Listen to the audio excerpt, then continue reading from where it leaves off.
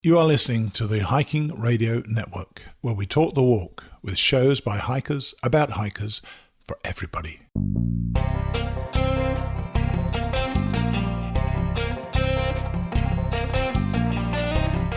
This is the Hammock Hangers Podcast, where we hang out and talk about everything from hammocks and hammock camping to the group hangs from around the country.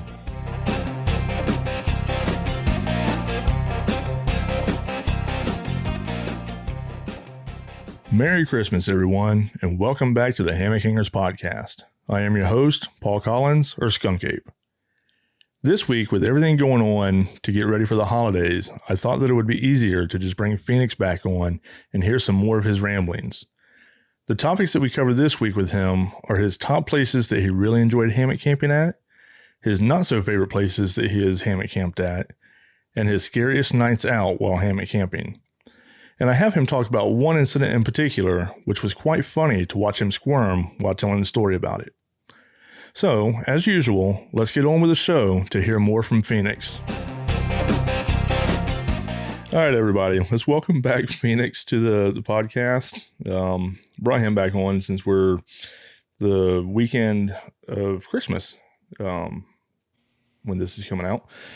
I figured we'd just do a little bit of our ramblings and hear a couple of AJ's topics that he has. He's going to be going over his favorite places that he's hammock camped, his least favorite places that he has hammock camped, and his scariest nights in a hammock. So welcome back to the podcast, AJ.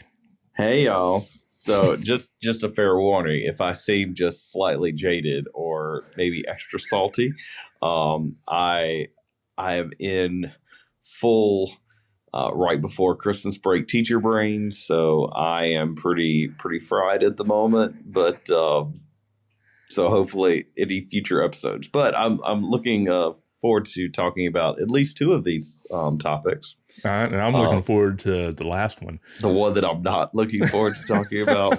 Yeah. Yes, because I know where that one's going to go. So, anyhow, I guess, what do you want to start off with, your favorite or your least favorite? You want to start off with a favorite? Yeah, let's start with the favorite. So, one of the cool things about both me and my wife being teachers, we usually get the opportunity to take some really wicked sweet summer vacations because we're both off and our kids are off. And so all the stars just line up for us. So we're really blessed to have that opportunity. So in the past few years, we've taken some pretty epic road trips. I know I posted a lot of pictures and things like that from our out west trip this past year. And 2 years ago, we did hold Niagara Falls and a lot of the East Coast. And we haven't really decided where we're going to go camping next summer.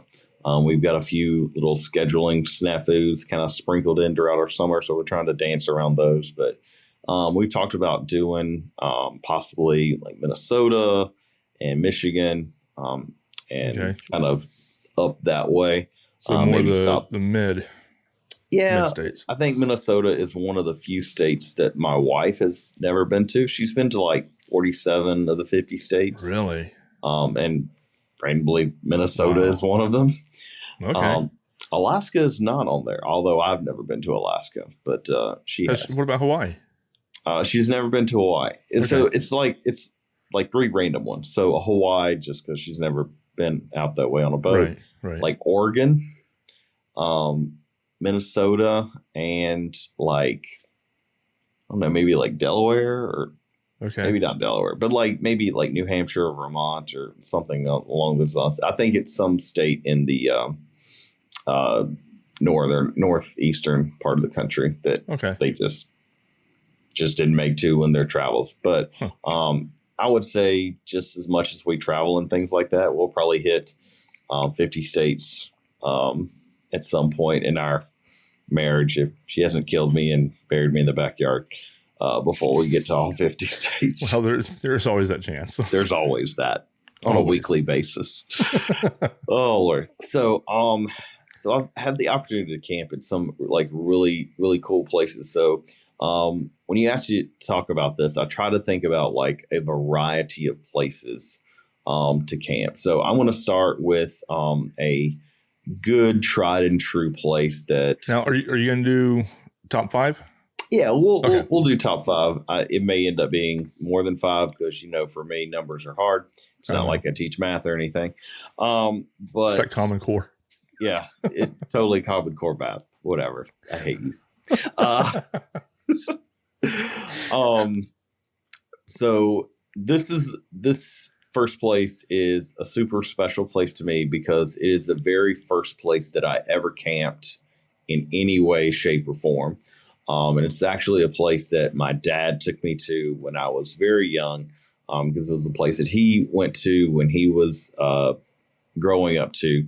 And it's a little park wayside in Hurt, Virginia. Okay. Yes, it's an actual town. There's probably a few thousand people in the town. It's the middle of Southwest Virginia. Well, actually, no, I take that back. It's South Central Virginia. It's probably about an hour, 45 minutes north of Danville. Okay. On 29, right off 29. But just this little John Hurt Wayside Park. It's got like a rocking bridge. Went there as a kid, camped a lot as a Boy Scout and Cub Scout. That's where we always kind of just gravitated to. It was kind of the local place. It fell into like disrepair for a while, but they were still, letting people, use it, especially scouts and troops like that. However, I want to say maybe about 5 years ago, the town of Hurt started this project and they completely revamped the entire park, and they've replaced playgrounds and some of the grill structures and some of the pavilions, and it's turned back into like this really, really cool, awesome park. So I'm really glad to see that. They have a little stream that goes through there, so we would always catch crawdads. And when I would come back, now that I was introduced to hammock camping, I would camp in a hammock there. Hindsight, if I knew about hammocks when I was in Scouts, I could think of so many more wonderful memories that I could make. Because I can think of so many horrible moments that I spent in the tent. Right. But plenty of trees there, and you can just hang and just listen to the water. And so that place will always be in a very near and dear to my heart. All right, my second place is a place here in Florida. When I like to go camping, you and as well as me, I'm not a beach person. I could care less about the beach. Yeah. I grew up in the mountains, so a lot of people back home, they would say, "Oh, we're going on vacation. We're going to the beach. We're leaving the mountains." Not me. I love the mountains. And me too. I avoid the beach like a plague. So here in Florida, well, there's a lot of sand. There's a lot of beach. So you have to really search out places in Florida that aren't like beach. Well, one of the cool things that we have in Central Florida, and if you're coming to Florida or you're coming to HangCon, I would strongly suggest, just making a little detour trip to one of the many natural springs that we have in Central Florida. And one of my favorite places to camp is a place in the Ocala National Forest called Alexander Springs. Okay. Specifically Site 18. You got this site all picked out. I do, because it is just an amazing site. Now, I've had some of the really awesome camping ventures at Site 18.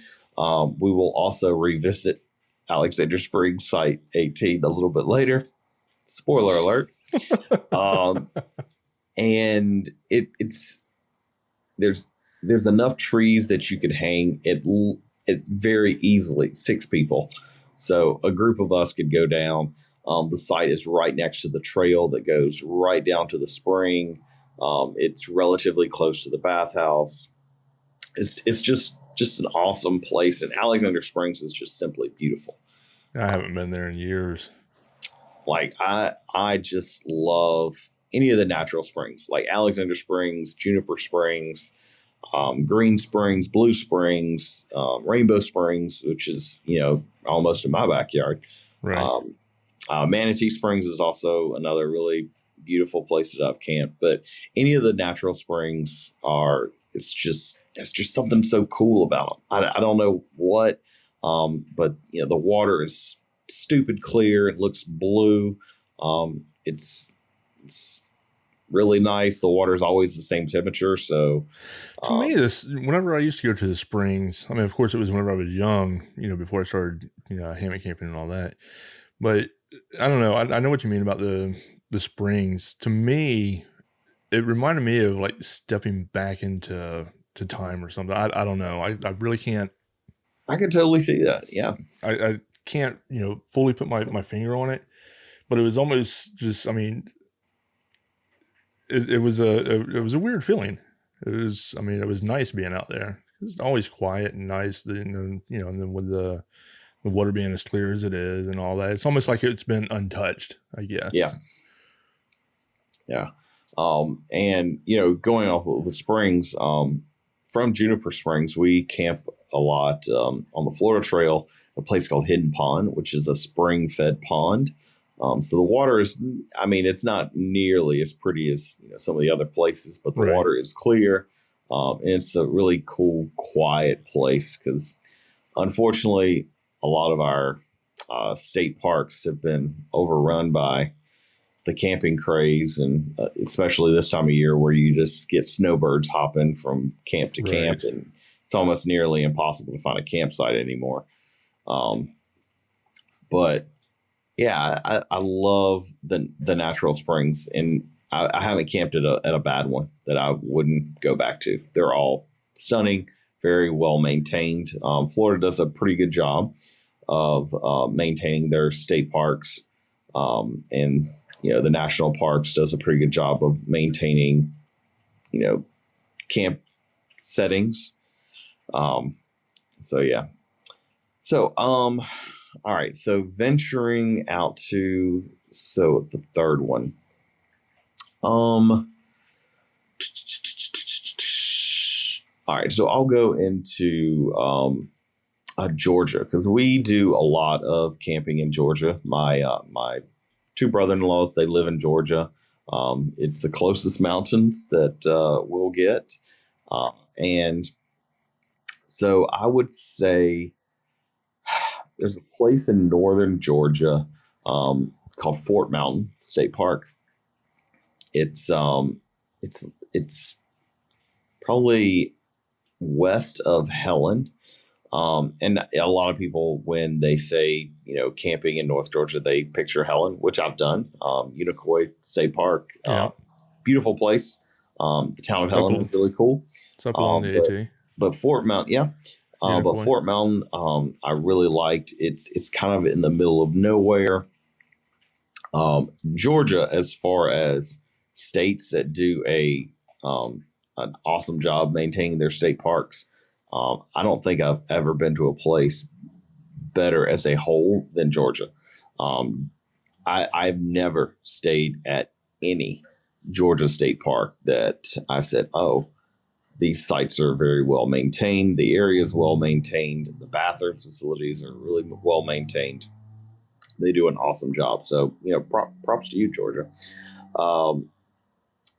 But when we would go to Fort Mountain, we went over Thanksgiving one year, and coming from Virginia, and where in Florida, fall consists of going from green to dead. I really miss that part. Our season change. Oh my goodness, that's the one thing that I have never gotten used. Well, that and the heat, I've never gotten used to the heat. But the heat sucks. They told me when eventually you're used to it. That was a bunch of lies. Yeah, that'll be another podcast episode later. Camping in the Florida heat. Yeah, it's very different. It's very different. I know some of these other plays, some of these other states have swamp butt hangs. Yeah. No. They need to come down here to the Florida, the summer Florida hell hang. Yeah, that's when we need to start.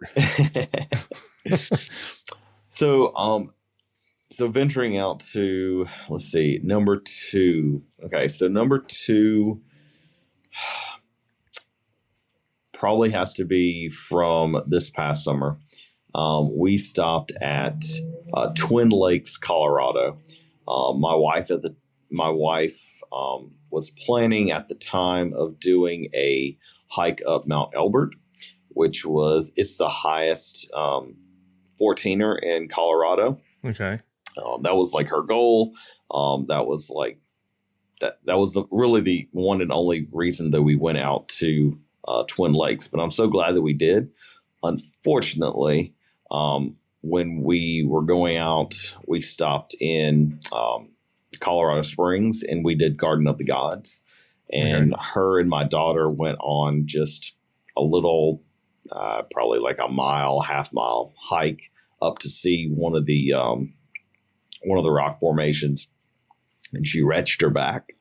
Oh, wow. And so it just got progressively worse and worse and worse. And she ended up having to cancel her hike, mainly because she couldn't walk, which was kind of really, really bummed her out. But the day that she was planning on hiking, it was cloudy and rainy and nasty, so she wouldn't be able to see anything anyway. So maybe that was a blessing in disguise.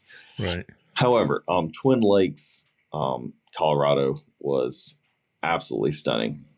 The state park that they had there didn't have electricity. It didn't have water, but they were the cleanest vault toilets that I believe I've ever seen in my life. The camp hosts were amazing. Sites had plenty of trees. They were large. They were not like right on top of each other. And the views were just simply stunning. Simply stunning. Twin Lakes has the largest collection of 14ers in one area, and pictures just do not do the vastness of those. You have to justice. You have to let me know which pictures were from there, so that I can put them in the show notes. Yeah, absolutely. It's like you just look, and there's these mountains that are over 14,000 feet. The Collegiate mountain range, I believe it's the mountain range out there as well. Just stunning. That was also the really nice part. Like once we got into Twin Lakes, the temperatures would drop at night. So we were looking at the 30s and 40s during that's the when you summertime. That's when you started posting on Facebook, rubbing it into to all of us. Oh, here. absolutely. Yeah, Well, I y'all were that. sweating your tails off down here. I was bundled up, and it was amazing. I remember that. I was cussing you. So, an honorable mention that I'll do before I get to my number one hang. My honorable mention is I forget the site number, but and we've stayed at this particular site. We stayed there over the summer, and we've stayed there or relatively close to it the last time we went out to Colorado. But Rocky Mountain National Park, we had a site, and you can see the picture in the show notes. Long Peak was right in the background, and it was just it was a picture frame view of where our site was for the rest of the park. And I remember the very first time that we went to Rocky Mountain National Park, and I tell people I am a self-proclaimed Appalachian mountain snob because, that's home. And Right. you do say it Appalachian, not Appalachian. I will die on this hill. But when I saw the Rockies for the first time, I was humbly put in my place. It is just something. It took my breath away. It truly did. It left me speechless. And so the second time going out to Rocky Mountain National Park, it wasn't as much of a sensory overload like it was the first time. But there's so many opportunities to hang out there. Not just camping, but we would go and we would go eat lunch out on some of the trails, or we would go to some of the pull-offs and things like that. And there were beautiful places there. So that's one of my goals is to get out west and do some camping and hiking out that way, because all I've ever done is the East Coast, the East Side. It's very different. It is very different. So I do want to definitely get out there, and I'd love to go to, some of the national parks out there, like, Grand Canyon, Arches, all the different places, I've never been to the Grand Canyon. I have been to Arches. It was hot. And maybe I'm doing them a little disservice, but this is just my personal preference.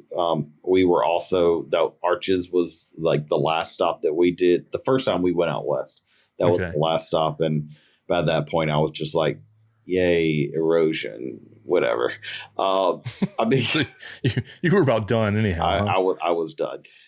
It's kind of like, I kind of felt that way. So our last stop this past summer was Badlands National Park. And I kind of felt the same way. I was just like, I'm hot. It's erosion. It's lots of erosion.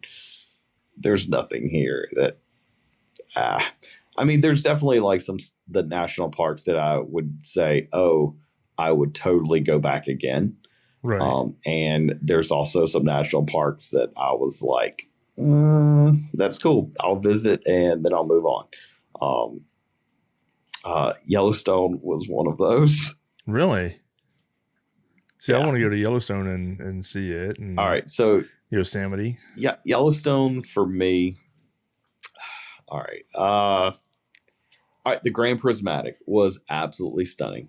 Absolutely stunning. The upper and lower falls were stunning. Old Faithful, just watch a YouTube video. And I'm sure I'm going to trigger some people, but just watch a YouTube video. There was a lot of bison. There were a lot of elk.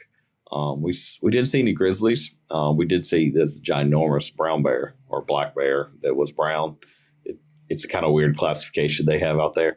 But it just wasn't my deal. I would much rather spend more time in the Grand Tetons, which is also a really place to hang, or my absolute number one favorite, most wonderful place to hang in the entire world so far is Glacier National Park. Now, why is this? What is it about Glacier that has put it as your number one so far? I've seen some very beautiful places on Earth. Okay. Naples, Italy, incredible. Rocky Mountain National Park, incredible. Glacier National Park just took my breath away in every aspect of the word. If you ever want to feel small, you go to Glacier, because everything is just so large. The water that comes off and goes into the lake that I'm blanking on the name of it right now, is truly like this beautiful turquoise color. And the sad thing about when we were in Glacier, even though we went over July 4th weekend, the Going to the Sun Road, which is the road that runs across the park that, kind of dumps out in Lake McDonald, which is the lake that I really, really, really wanted to see. It's one of the key places that when people look up pictures of Glacier National Park, that's what they see. We didn't get to go to that because the road was closed because they still had like 20 feet of snow. Really? And they were worried about avalanches. So we got to hike a little, probably about 2 miles of the Going to the Sun Road, and just hiking on the road and being able to see what we saw. I can only imagine it getting better and better. And I've heard from my in-laws that the Canadian side of Glacier National Park into the Canadian Rockies are even prettier, which really?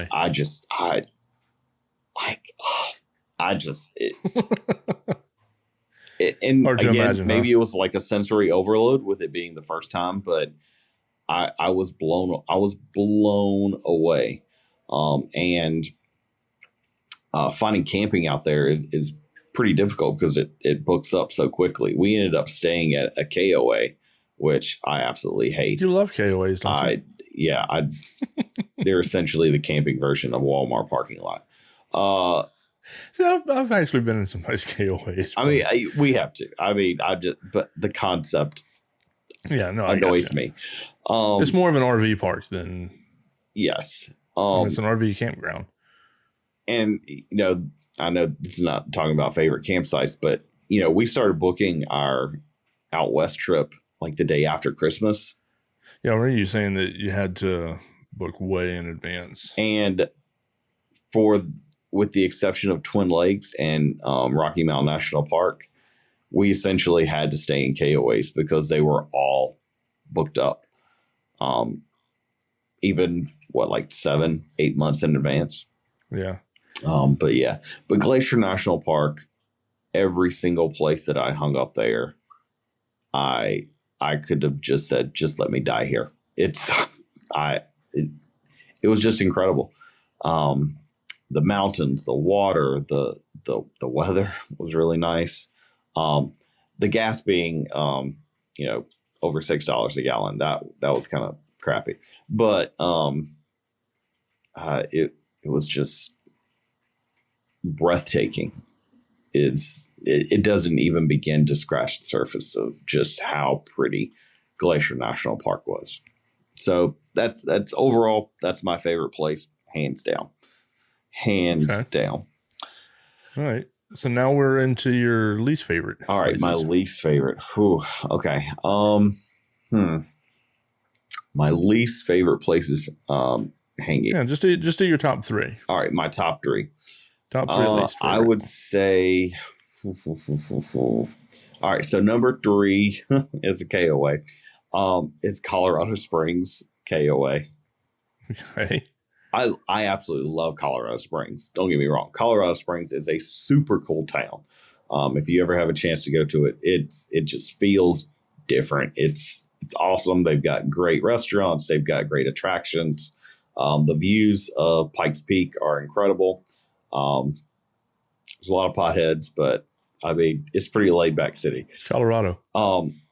But the KOA that we stayed at in Colorado Springs is a little bit south of Colorado. And it was essentially a very, very dusty field. There were hardly any trees. It was still very hot. And I was kind of miserable there. The facilities were all right, but I don't know. It's just not my brand of camping, I guess. Right. All right. So my second least favorite place that I've stayed is in the Smoky Mountains, I believe. It's a place called Smokemont National Park or Smokemont. I don't know if it's a national park. No, I think it's like a state park right outside of Gatlinburg. It was a nice little dropping off point because you could hop over the mountain range, go into Gatlinburg so we could see Greg and Jen from Sugar Lanes. Okay. But the campground itself, I have never been in it was cramped. The sites were right on top of each other. It was kind of a weird setup of how the sites kind of were put together. And the bathrooms I have been in Porta Johns at festivals that were a better experience than the bathrooms in there. They just had this smell or stench that I just How long ago was this one that you went to? I wouldn't say this is probably 3 years ago. Okay. Yeah, probably about 3 years ago. My in-laws, they stayed in another section of the park and it was a little bit nicer, but I mean, if I had to stay in the tent loop at Smokemont again, I wouldn't. So let's see. And another one that that off the top of my head that I really did not like staying at was on our trip to New York. And it's sad because the area is really cool. It's really, really pretty, but the campground was pretty crappy. It was Stony Brook State Park. The camping there, it was muddy. It was rainy. It was super crowded. Not really my cup of tea. We also were set up next to like this uber huge, what seemed to like be a family reunion of a family that didn't exactly love each other all that much. So, were they making it that obvious? yeah. There was a lot of choice words that I'm just having to explain to my daughter. Yeah, we're not saying these words. But so is it more the place or the situation that you were in? maybe the situation that I was in. I think maybe if we had, I mean, if you didn't have that, right? If you had a different side or it was at a different time and you didn't have that family there, if I didn't have the other, it's always the people. It's all people ruin everything. No, they do. It was, the sites were very on top of each other. Okay. It had rained like crazy, and they didn't have a lot of grass, and it was a lot of mud, and we were on the, again, this may have, do we see a common theme here? We were on the tail end of this really long road trip. Right. So we were done. So I think it sounds to me like some of it could be that by the time you're over it, but again, like you said, people also. I mean, because look at when one of our favorite places to camp here is where we hold HangCon at, which is there at Sertoma. Yeah. Or the what are they calling it now? Florida Sands Music Camp. Yeah. Okay. I mean, we love it there. Absolutely. That's why we go there as much as we do. It's always nice. It's always clean. The caretakers are awesome. But look at that one time we've had some wild rides at Sertoma. And, you had that group that was across from us that wanted to run a generator all night and do karaoke and see who could be the loudest after seeing, who could be the drunkest, with a dog that's, that they brought with them that, wanted to run, but obviously couldn't because it was getting into everything. So it just barked all night, and then, that place that Britt, Travis, and I went to a couple of weeks ago, we had a little situation there where, the neighbors that were, next to us, had a very noisy air mattress. And I guess those people obviously loved each other a lot. Yeah, a little too much. Maybe loudly, but they loved each other. But, it's like they had one of the noisiest air mattresses ever, in my opinion. It sounds like they might have even had Tyvek laying over the top of it. But, I guess in their mind, their tent was soundproof. So, I mean, there are nice places that can be ruined by the people, I guess, that are around. I'd say for me, like the deal breakers for me, and this just speaks to probably my brand of camping, I guess, that I enjoy most. Is I hate sites that are right on top of each other. Right. That's they need to have trees. I mean, obviously, as us being hammock hangers, that's totally. But even like I've got stands, so I don't need trees. But I mean, camping just there's very few places that I've been to that didn't have trees that I was like, I would like to go back here. Now, see, there was a place. When was this? This was probably about a year and a half ago. I had to do some work up in the Panhandle, and at Santa Rosa, and me. Whenever I went out of town to do work, we always had the choice of the company getting us a hotel room, or we could get our place, and then we got a per diem. Okay, and it was a government-based per diem of what the cost was in that area for that time of year and blah blah blah. So I always took my camping stuff, and I would always find somewhere that I could hang my hammock. Yeah, and I forget the name of the park. It's a state park up there. I forget the name of it off the top of my head. but it was very, very nice. There weren't many people there also. So, it was quiet, but it was close enough. There was actually a trail that led down to the beach. So you could actually walk down to the beach. So whenever I was laying there, I could hear the ocean waves crashing and all that. So it was actually pretty nice. But again, there was probably only a handful of people in there in the whole park at that point in time. So that was, a place that I liked. And it didn't get ruined. So, yeah. But, The weather is another big thing for me. And how the land kind of deals with the weather. And it doesn't have to be nice weather. I don't mind camping in, rain or anything like that.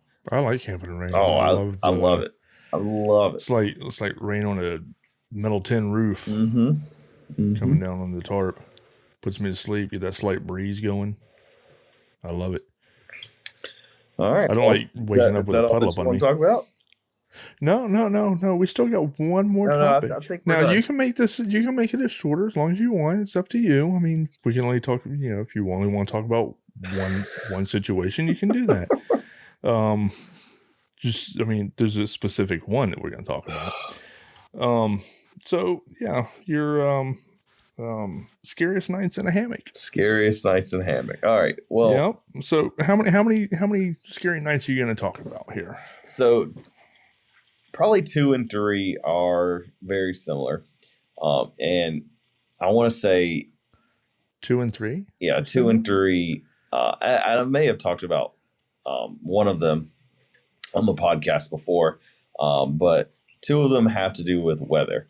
I want to say the very first hang con very first time that we ever called it hang con, we were still doing it at Doe Lake, and I'd never been, and so I thought I could show up, on Friday and get a site right in camp. That wasn't the case. I ended up having to go out probably a quarter mile from the center of camp, kind of around Doe Lake, and I found these 2 very, very, very tall pine trees that were kind of out in the open. So I was set up. That's fine. I don't mind walking in, whatever. But we got the craziest storm roll in, and there was lightning. There was, it looked like it felt like a war zone. It was so bad.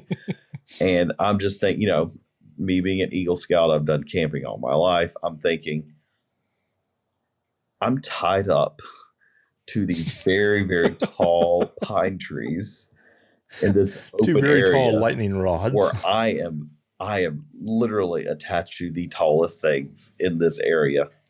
This is where I'm going to die. Pine trees are lightning rods, and I am just thinking to myself what it would feel like after the tree is struck by lightning and lightning travels down through my hammock and just fries my rear end right off. And as you're being electrocuted by the lightning, the tree that has now split and barreling down from 60, 70 feet up to land on you. There's that. Yeah. It was not a good night. It was not a good night. It was crazy. The wind going crazy. It was rough. And probably my second one, again, relatively crazy storm, was we went out to Hidden Pond, which is, the nearest trailhead is 2.5 miles away. So we're not really super, super close if, we had a medical emergency or anything like this, but we had a crazy storm, rolled through, and, being in Florida, we get some doozies.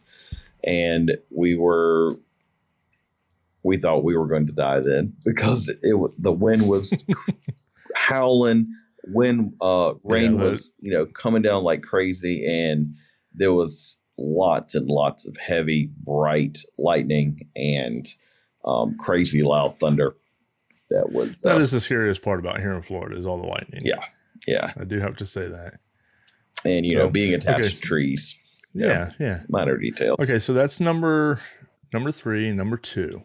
So now we're on to number 1. Now, later on, I mean, you can make the story, like I said, as shorter as long as you want. Later on, I am going to have Britt on. And so I will get Britt's side of the story as well. But until then, hey Pheonix, why don't you tell us about your scariest night in a hammock? So, my very first hang that I went on was a hang that was put on by one of the guys that helps us a lot with Hang Con. He's been on the Hang Your Own Hang podcast, Florida Hanger. He did the Summer's Last Gas. It was my very first hang, very first hiking trip that I'd done since, I don't know, high school. And absolutely had an amazing time. Meeting with random strangers that I saw on the internet. And that sounds so bad. It does. It does. Like, I know a lot of people that have told us, like, oh yeah, we're coming to HangCon. And people ask what it is. Like, well, I'm going camping a few states away by a bunch of people I've never met that I saw on the internet. And going to be in the woods with them. And going to be in the woods with them. It sounds like a great pro-life choice. Which, I mean, I can't say too much. That's essentially how I met my wife. So, not hammock camping, though, although that would be amazing. But no, alas. So after this hang, I was smitten by the whole hammock camping with groups of strangers that I did not know. And I had an amazing time from the people that I had met on hammock forums. So me being the very gullible person that I am, with my rose-colored glasses, we had planned our usual, back when you could get the campsite, Alexander Springs, Site 18, with a bunch of friends. And so I said, you know what? I'm going to just post this on hammock forums, and I'm going to see if anybody else would like to join us. There were some really cool people at Hidden Pond. And I would love to, come back and, maybe meet some of those people, maybe meet some new hangers that are, in Florida. Cause I had so much fun. They all must be really, really, really cool people. And, we did have some people from the forums join us, that I'm still good friends with. We also had another individual that I'm going to express not a lot of details because, well, personal reasons. But there's a lot of layers to this story, but I'm just going to go to like the nighttime.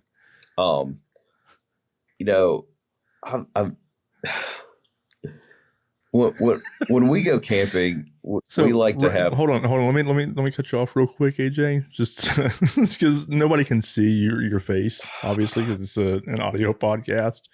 But right now, AJ is squirming in his hammock, and you can just see in his eyes that right now he hates me for even having him bring this story up.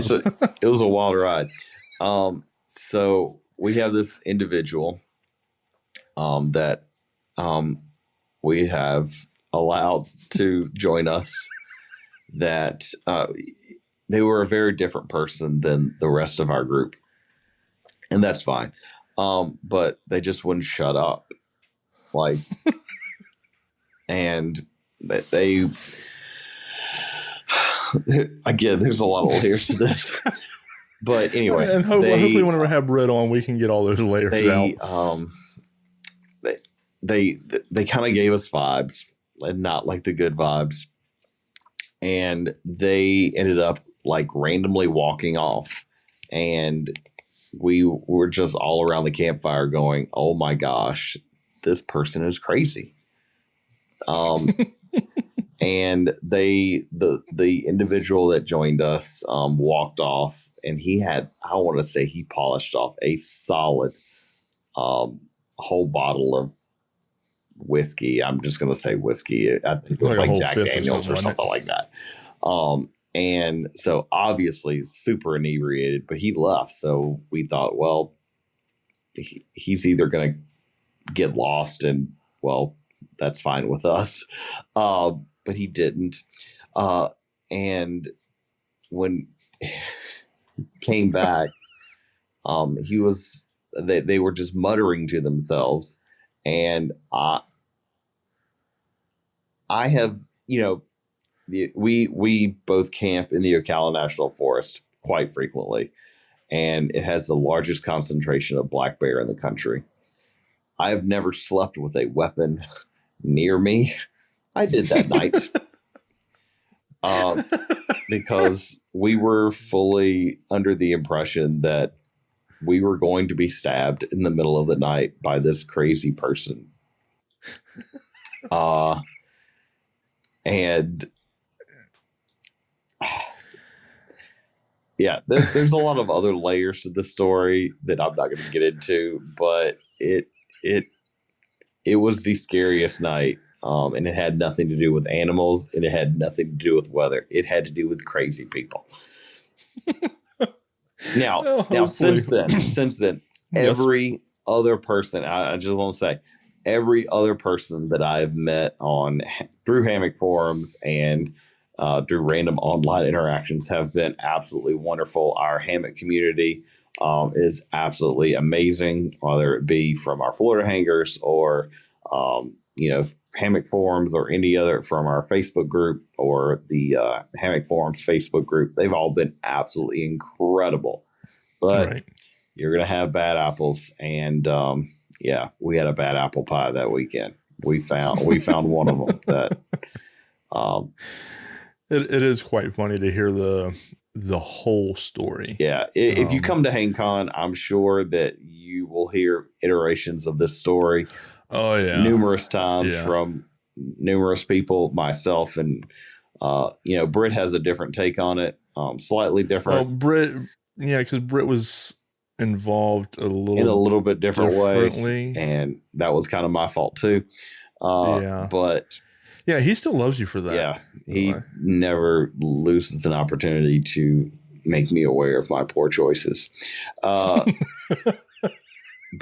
But yeah, that was hands down the scariest night that I've been in a hammock, just because.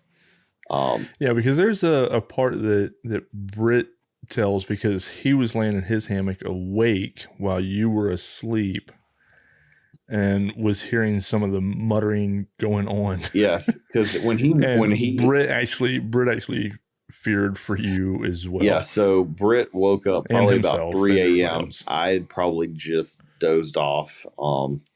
And Britt says the next morning, he's like, I was really worried because at like 3:30 in the morning, I just heard him, muttering, I'm so sorry, Pheonix.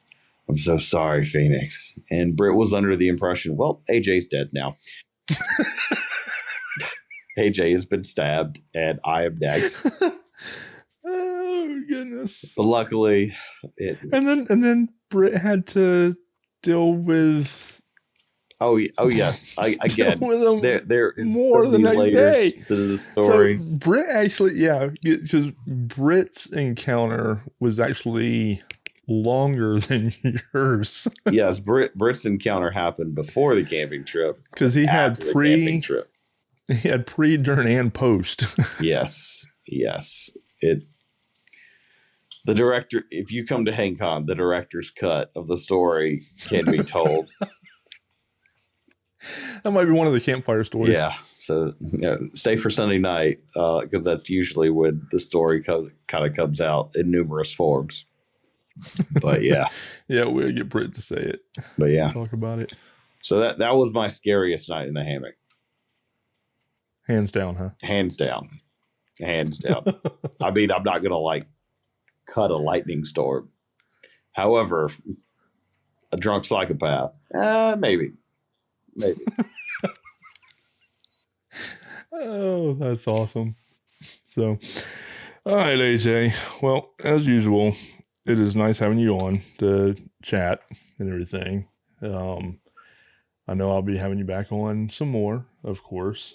Not sure what we'll talk about next. We'll just go through the list and pick out some topics. Sounds like a plan. But, hey, we've got then, we've got with Christmas being this weekend, we have one more week after this week that you are able to pick up our early bird raffle tickets for HangCon. Your last chance to get that extra ticket for 6 tickets for $20 or $5 each. And you can send us through PayPal or Venmo. All those links are on our hangcon.com webpage. And I want to say we are getting crazy close to hitting, if we have not already hit it, over 350 people registered for HangCon. We might be over now because I know today there's been several. Okay, awesome. There's been several today, and I think most of them have had more. They've been more than just a single person. Awesome. So our numbers are looking up. We really look forward to seeing all of you guys at HangCon. And one of the really cool things that I'm seeing is a overwhelming majority of people that have signed up. This is their first time.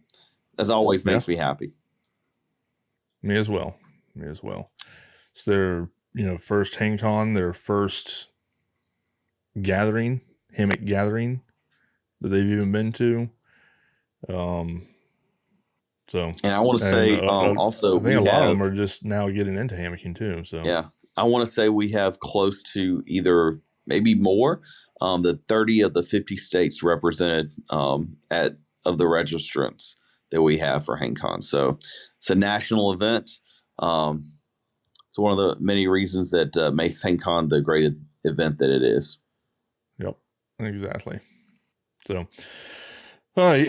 So, I guess, is there anything else that we need to go over or anything like that before we go? I believe that'll be it. Be it. All right, then. I want to wish you, AJ, and everybody else a Merry Christmas, and we will talk to you later. All right. Take care, Skunk.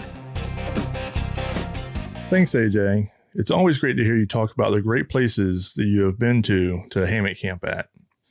But with us being such good friends, it was even better to see you squirm while telling the story of the camp out with your internet friend, even though it was the broken down version. Maybe one day I can get either you or Britt to talk about the whole story on the podcast.